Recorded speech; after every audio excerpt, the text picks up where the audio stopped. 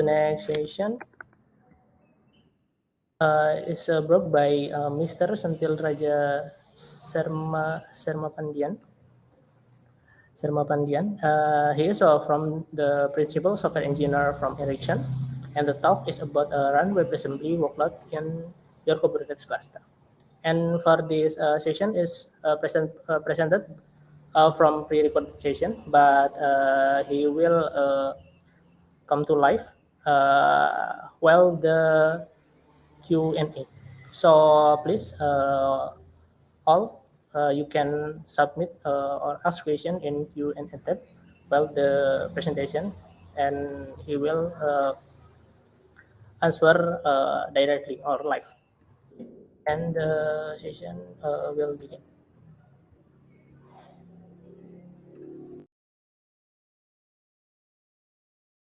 Hello, Indonesia.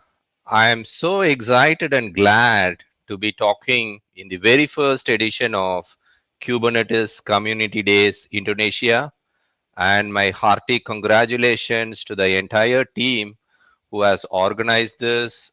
My very warm welcome to all the attendees who are watching this talk. And the title of my talk today is Crustlet Run Web Assembly Workloads in Kubernetes. And by the way, if you are not familiar with any of these terms, Crustlet or WebAssembly, that is totally fine, because in this presentation, I will be giving you a fairly elaborate introduction about both these terms, both WebAssembly and Crustlet. And if you haven't heard about any of these terms, you will be learning about these technologies in this talk. And as a prerequisite, if you have a basic understanding of Kubernetes, that is all sufficient for you to follow this talk. So let's get started. And a little introduction about myself. My name is Senthil. I work as a principal software engineer in Ericsson, and I am responsible for architecting and designing cloud native AI/ML platforms. So these are platforms which are used for running machine learning models in production environments in a highly distributed fashion and at a massive scale.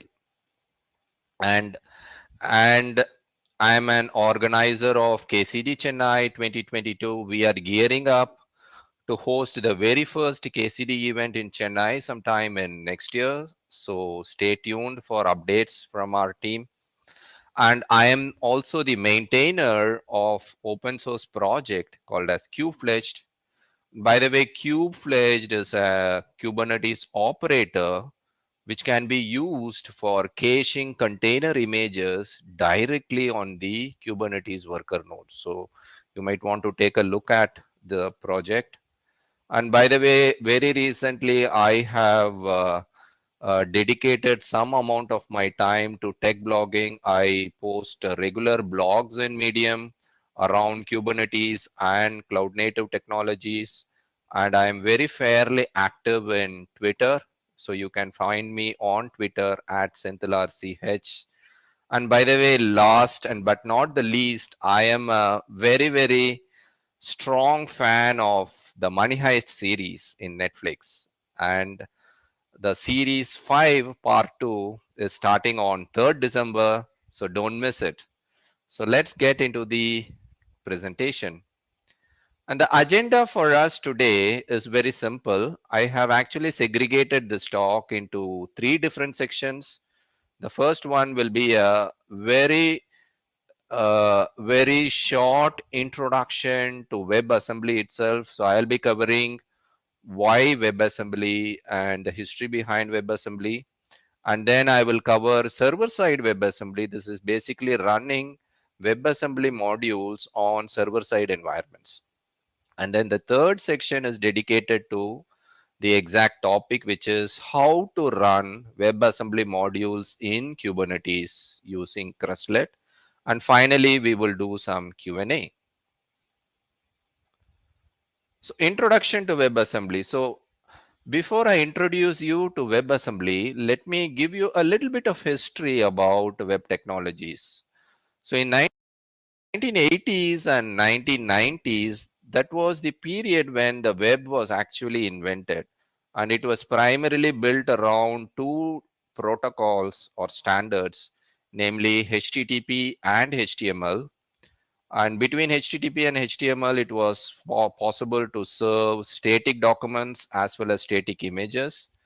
And then further on, the technologies evolved into supporting multimedia content using Flash and Java Applet. And then in 2000s, we started to see the prolific use of plugins like Flex and Silverlight in order to give you much more interactivity and much more richer content. And the capabilities of the browser were also evolving. New APIs were getting added, and JavaScript was slowly becoming the language of choice for web applications. And in 2010s to the present time, we saw HTML5 being adopted widely, replacing the plugins. And plugins had some drawbacks, especially around security, and HTML5 became the norm. And more or less, JavaScript has already become the de facto language for developing web applications, and the JavaScript execution engine within the browser is more or less very fast. So this is how the web technologies evolved. But there is a limitation when it comes to JavaScript. See, JavaScript applications are rich and interactive. However, the way in which they are sent and executed by the client, that is the browser, is highly inefficient. For instance, once the browser downloads the JavaScript files, it gets converted or parsed into an abstract syntax tree, and from which the bytecode is generated and then run. And then there are subsequent steps which take care of optimizing the execution. So this takes place some time in order to achieve the performance that we are currently seeing. And performance is generally quite good but unpredictable. So what I mean by unpredictable is you cannot actually predict how the performance would be. So, and this is not suitable for many applications. And it was not possible to bring other languages into the browser because JavaScript is not a good compilation target, right? So there are techniques available in which you can compile certain languages, certain programming languages into JavaScript and then run the JavaScript in the browser. But this is highly inefficient simply because JavaScript was not envisaged to be a compilation target. Okay. So there are some limitations with JavaScript, and the answer to these limitations is WebAssembly. And WebAssembly is a very recent addition to the web toolkit, and WebAssembly is not a programming language. So what is WebAssembly? So it is actually a compilation target for a wide range of languages. For instance, if you have your code written in C++, Rust, or C Sharp, so you can take that code and then you can compile it into WebAssembly, and the browsers which are capable of running WebAssembly will be able to run the resultant WebAssembly with native speed. So that is something that is very remarkable. So you get a performance that is unmatched in the world of JavaScript. So that is a big advantage that you get out of WebAssembly. And by the way, WebAssembly was developed by a team of engineers from Mozilla, Google, Apple, Microsoft, and various other organizations. There is a Bytecode Alliance which takes care of WebAssembly specifications, and the project around Bytecode Alliance, they take care of developing tools around WebAssembly to make the adoption of WebAssembly easier. So what are the advantages of WebAssembly? So there are three big advantages of WebAssembly. So first thing is security, because WebAssembly is designed to run in the browser within a sandbox. So you get better isolation from the host environment. So any application that is run as a WebAssembly module will never be able to access any resources in the host environment. And this is very, very desirable in an cloud-based era where multiple applications from different users might be using the same set of resources. And second big advantage is portability, because WebAssembly from the day one, it was designed and developed to be highly portable. So any WebAssembly module will execute the same regardless of which browser or operating system they are run on. And WebAssembly modules can be run in server-side environments as well. They are not limited to browser environments alone. And performance wise, WebAssembly is actually very good compared to JavaScript, because JavaScript is in text format, whereas WebAssembly is a binary format. JavaScript is not strongly typed, it's an interpreted language, and actually it takes time to reach a very good amount of performance. Whereas WebAssembly is a compiled language and it is easily compiled very quickly to native machine code. And WebAssembly has been designed to support parallel decoding across multiple threads. So the way the WebAssembly modules are processed is actually very quick. And these are some of the advantages of WebAssembly. And interestingly, WebAssembly has seen wide adoption in a variety of applications. For instance, AutoCAD. So this is a very popular tool and which has a sizable C++ code that dates back to 1982. And the AutoCAD team was able to actually convert the entire code base into WebAssembly and port the application into a web browser using the Emscripten compiler. By the way, Emscripten is one such tool which is used to compile C++ code into WebAssembly. And AutoCAD is a success story for WebAssembly. Similarly, Google Earth. Google Earth was initially launched as a desktop application, and it is again a huge C++ code base, and migrating this entire code base into JavaScript for Google Earth to be deployed in a web browser was simply not viable. And again, thanks to the Emscripten compiler, the Google Earth team was able to compile the entire C++ code base into WebAssembly, and now Google Earth is made available in the web as well. And another good example is TensorFlow. And TensorFlow is a widely used open source library for machine learning. And this allows you to train and run complex neural networks within the browser itself. And the initial implementation provided a JavaScript backend, which was actually relatively slow. And very recently, the TensorFlow team has provided a WebAssembly backend, which performs considerably better than JavaScript. So as you can see, WebAssembly has some very clear advantages, and it is very fastly becoming widely adopted as a primary web technology tool. Now let's move on to server-side WebAssembly. So WebAssembly is not only limited to browser-based applications, because the way WebAssembly specification was initially designed, it was actually designed with platform agnostic deployments in mind. So WebAssembly modules are equally executable in non-browser environments thanks to this specification. And the extent of WebAssembly adoption as a non-browser runtime, it has seen very widespread adoption. For instance, Envoy uses WebAssembly for providing pluggable architecture. And there are many applications that have started to use WebAssembly at the server side.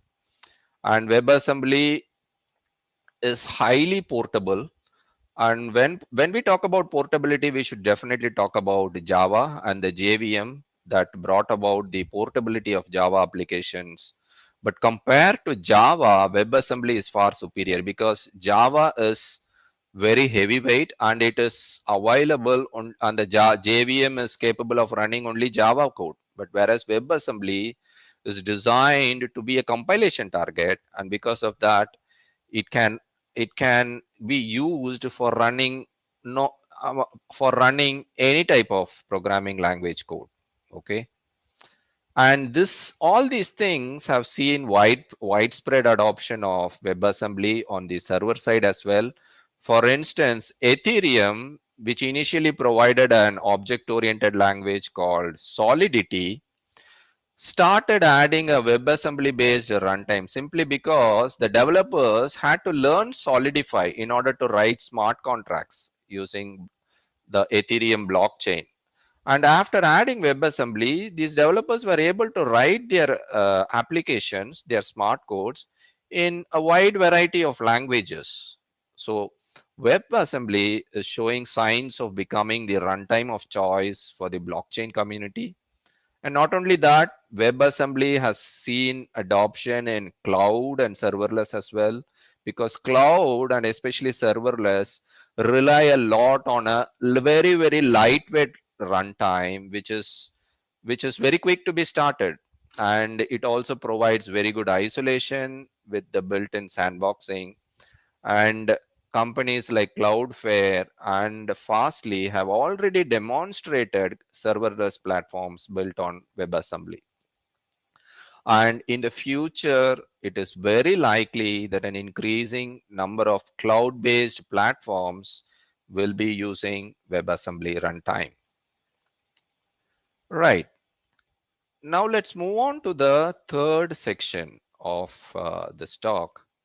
This is where we actually get into how exactly we run a WebAssembly module in Kubernetes, right? So it all sounds good, right? So we know WebAssembly has proven itself as a server-side runtime.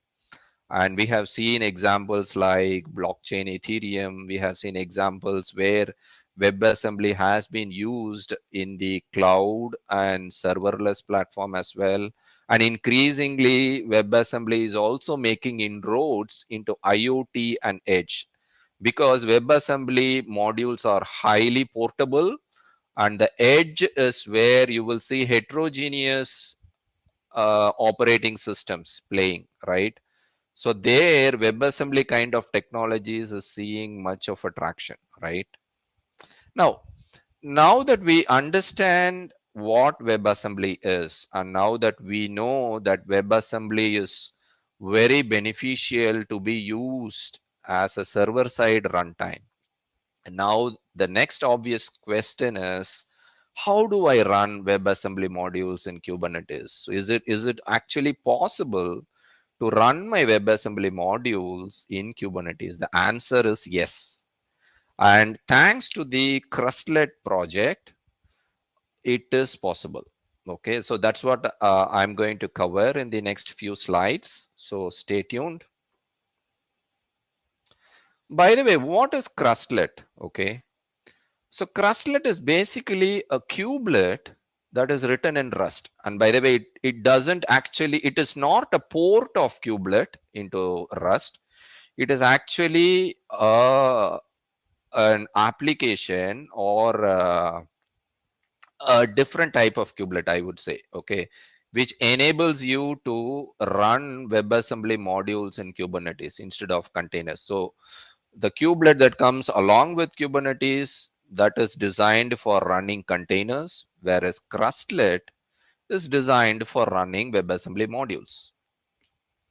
And by the way, how Crustlet works is, of course, it acts like a kubelet, but it listens on the event stream for new pods. Okay, so it just listens to the event stream, and then um, if the scheduler assigns new pods to Crustlet, it is able to pick that up. I will talk about how it is able to pick that up. It is based on using some specific Kubernetes tolerations, and it picks up those WebAssembly pods and then it runs it. Okay. And by the way, Crustlet, it very much acts like a node in your Kubernetes cluster. Okay. So when I install Crustlet, what happens is it gets registered with the Kubernetes API server as a node, so that when a user schedules a pod with certain node tolerations. Okay, so that why these node tolerations are required is that is how actually you can target WebAssembly based pods to Crustlet. Okay, so we Crustlet makes use of tolerations so that WebAssembly pods can be identified by Crustlet. Okay, so what happens is the moment you create a pod with those certain tolerations, the Kubernetes API will schedule that workload to a Crustlet node. Okay, because it is the Crustlet node that will have the corresponding taints. Okay, so naturally what happens is when you schedule a pod with such node tolerations, it will immediately get scheduled to the Crustlet node, which will then fetch the module and then run it. So that is how essentially Crustlet works. So it mocks itself as a Kubernetes node, and then it registers itself to the Kubernetes API server, and then Crustlet defines some very specific tolerations, right? So any pod that conforms to those tolerations will be actually picked up by Crustlet, and Crustlet will have the logic to download the WebAssembly module and then run it. Okay. And by the way, the default implementation of Crustlet, it listens for these tolerations. For that is, the architecture has to be WASM32-WASI, right? And it schedules those workloads to be run in a WASM time-based runtime instead of a container runtime. So that is how Crustlet actually executes the WebAssembly code. And I'm going to give you a brief walkthrough on how to install and run Crustlet so that you will very clearly understand how Crustlet is actually used in a Kubernetes environment to run WebAssembly modules. So first of all, we need to bootstrap a Kubernetes cluster. And for the rest of the slides, let's assume you have a Minikube Kubernetes cluster. Okay. Minikube is, by the way, a very simplistic Kubernetes cluster, which consists of a single node. Okay, it's a very simple Minikube. It's a very simple Kubernetes cluster that you can bring it up on your laptop itself. And next thing is you need to boot the Crustlet node. So I told you in the previous slide that Crustlet registers itself as a node, right? So the next step is how do we register this node? So for that, it is very simple. So the steps required for registering a Crustlet node is very, very similar to how do you bootstrap a normal Kubernetes node, which means you need a bootstrap configuration, bootstrap token. So you need to generate a bootstrap token and then create a bootstrap config that actually references that token. And the credentials must be part of the system::nodes group, because only then the API server will accept the registration request. And again, this is very similar to how normal Kubernetes nodes gets registered. And the next step is determine the default gateway. So if it is Minikube with the VirtualBox driver, generally the IP address for the default gateway is 10.0.2.2. And the reason why I am bringing this point is when you register Crustlet as a node, you need to assign a node IP, right? And then Crustlet should also be listening on that node, right? So you need to use this IP address. And then next step is you export the kubeconfig of your Minikube cluster. And then you start the Crustlet. Next, I'm going to start the Crustlet on the node. So I give the node IP address and then I point the bootstrap configuration. So this will simply start the Crustlet server. Okay. So at this point, what is happening is there is a Minikube cluster running, right? And then I have started Crustlet. The name of the binary is Crustlet-WASI. So what happens is the moment I start the Crustlet-WASI binary, this binary triggers a registration flow using the bootstrap config, and then it registers itself as a node with the Kubernetes API server. And of course, the next step would be to approve the serving CSR. We all know that as part of a node bootstrap, there is a CSR that gets generated, and typically the CSR gets automatically approved. But if it is client certs, then Crustlet if it is a client certs, these are generally approved automatically by the API server. Whereas if it is the serving certs, it requires manual approval. So if require, you need to just log into your Kubernetes cluster as an admin who has the privileges to approve certificate signing requests. And then the moment you approve the certificate, the Crustlet node successfully gets added to Kubernetes. And then if you do a kubectl get nodes, you magically see the Crustlet already registered as a node to Kubernetes. So that's it. Now you have successfully installed Crustlet, and you have successfully registered Crustlet to Kubernetes, and now you are ready to go. And then I'm going to cover the steps required for exactly how you specify the pod specifications, right? And as I said earlier, in order to run WASM workloads, WebAssembly workloads on the right nodes, you should use tolerations. Okay. And some case you may also need to use node affinity, but these tolerations are essential.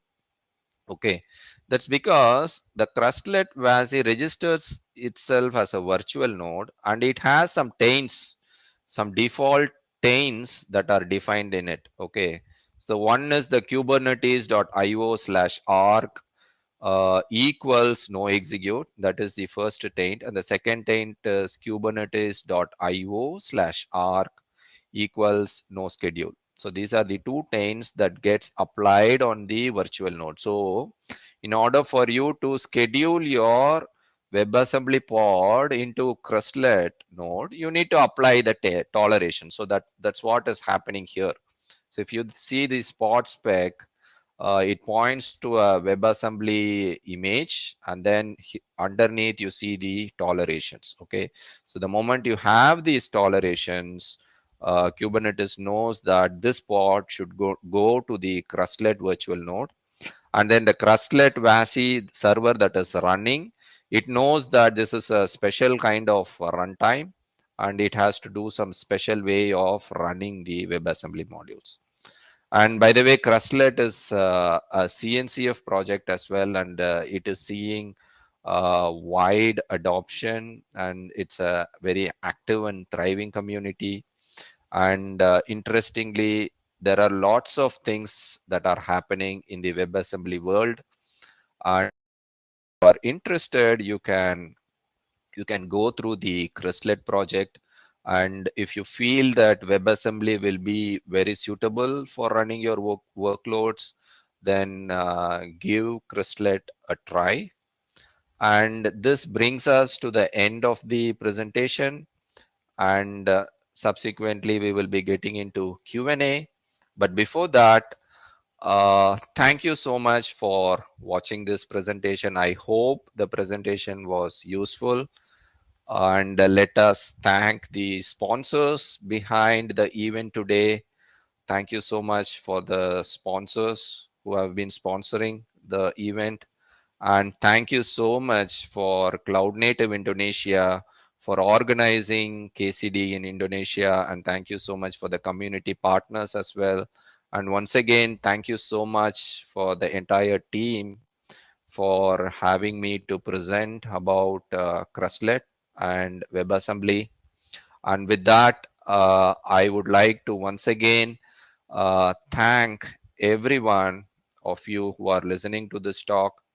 And by the way, if you have any questions, feel free to reach out to me on my email address, or you can find me very easily in Twitter. I am very active in Twitter. And don't forget to check out the Kubefledged project. It's an interesting project. So please do check out Kubefledged in GitHub. And thank you so much. I hope this presentation was useful to you. Thank you so much and have a wonderful day. I once again thank the Kubernetes Community Days Indonesia team. I wish you all the best for a successful event and many more such events in the future. Thank you so much. Bye bye.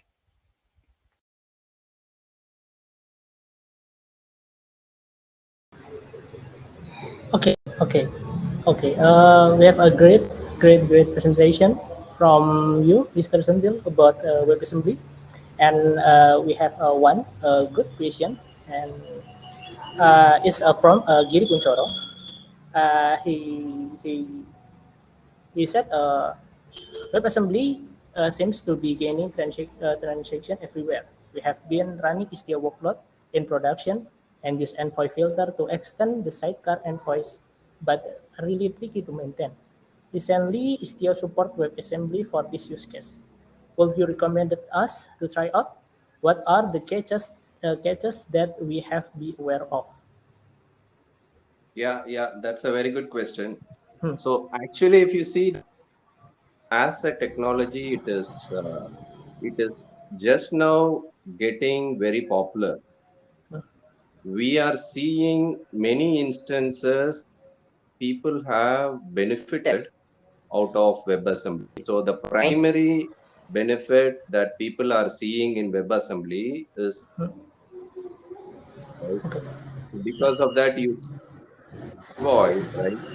So Mhm. previously the Envoy project allowed us to write filters only using the Lua scripting language. That was the only way you could extend Envoy's capability. You have to learn the new language called as Lua. But whereas using WebAssembly, it is now to write an Envoy filter Mhm. any of you, any programming language that you are familiar with. So if portability and this kind of extensibility using any language is very important for Mhm. your use case, then Okay. definitely WebAssembly is a very good choice, Okay. right? Right. Yeah. So Okay. Okay. depending on your use case, you will definitely see WebAssembly as a good option Mhm. to adopt. Okay, okay, okay, great. Thank you, Mr. Steele, and thank you for your great presentation about WebAssembly. So we are now much more about WebAssembly, about history and etc. And yes, we have already done for this session. Thank you for attending, Mr. Sandil, and have a nice day. Yeah, thank you, Thank you, Backril. thank you, thank you. Thank you for all your help. Okay, And I thank you. once again wish the KCD Indonesia team a very successful event. And Okay, thank you for all the energies. Thank you. Bye okay, bye. okay. Thank you very much, Mr. Sandil.